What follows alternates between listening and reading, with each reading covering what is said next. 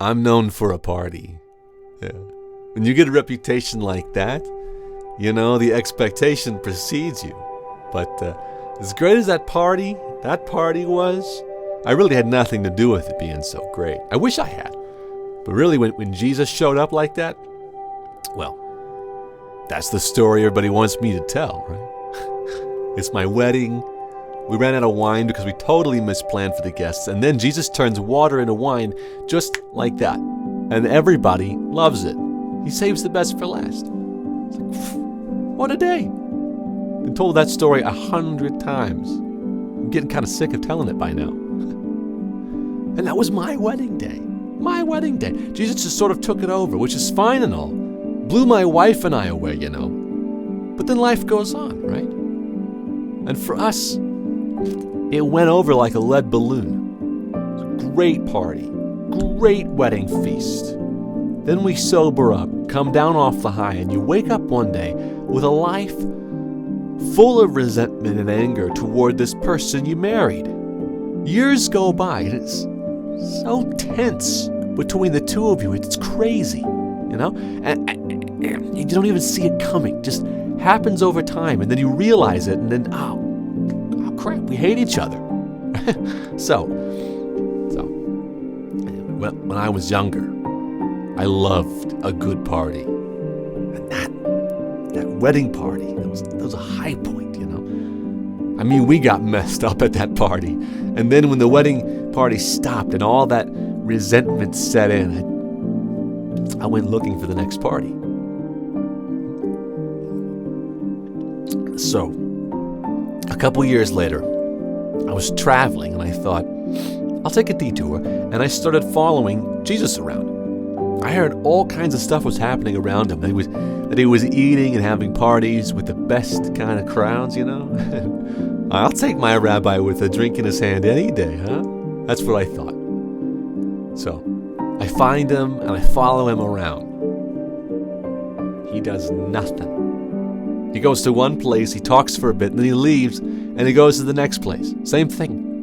No miracles or anything, just walking around and talking. It was like the legend was done with all the fun stuff, done with all the miracles, at least when I was around. Just walking and talking. I mean, it was a letdown. So, I think I'll take off. I'll head back home because nothing's happening here. The day before I leave, this rich kid shows up. Everybody knows him. And I think, now here's the party. This guy knows how to party. And he goes right up to Jesus and he asks him what he has to do to be saved. And I'm thinking, this guy will be getting saved, and then we have cause to celebrate, all right?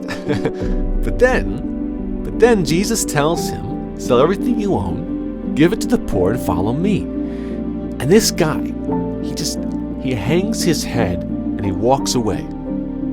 He knows he can't do it. Then Jesus does this weird thing. He turns and he looks at me.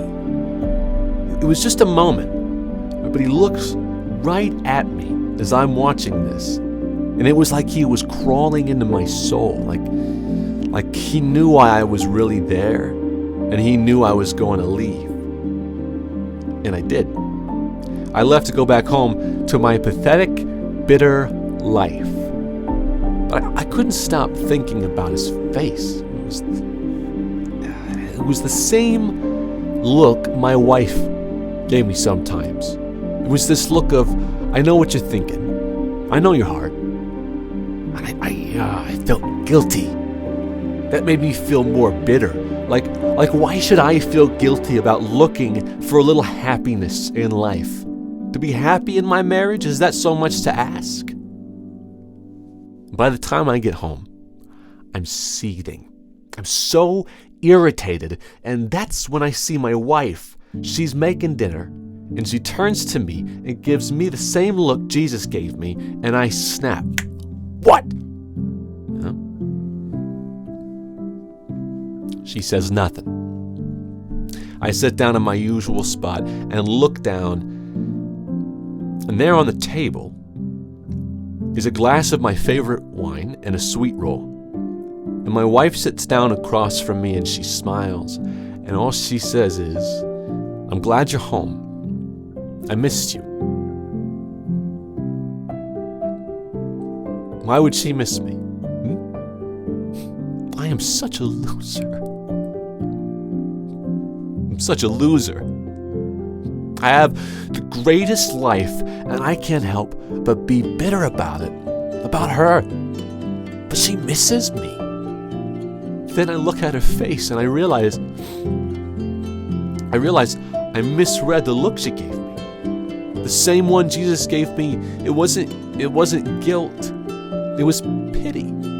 It was that look you give someone you love who is sick and who you desperately want to feel better. They didn't want me to feel guilty. They wanted me to feel free from bitterness. I get to thinking, it's nice that my wife knows me that deep. It's nice that someone knows my worst bits and doesn't want to leave me. Maybe Jesus feels the same way. I guess I just wanted to feel the fun for as long as I could, just hang on to that honeymoon forever. But life sucks sometimes. It's not all a party.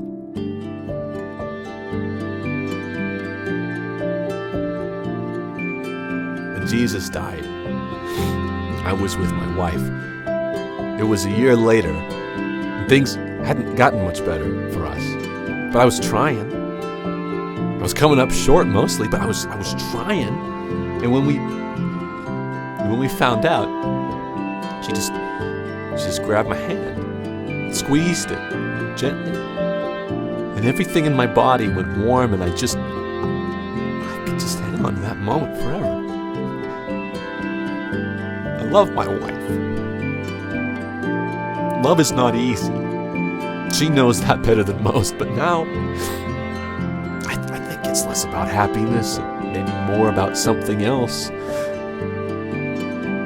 I'd give up the thrill of a party for the knowledge that the person who knows me deepest won't walk away from me, even if I walk away from them. It's just that if that's what Jesus was saying in that look, if that's what Jesus was saying in that look, then I heard him. I heard him loud and clear.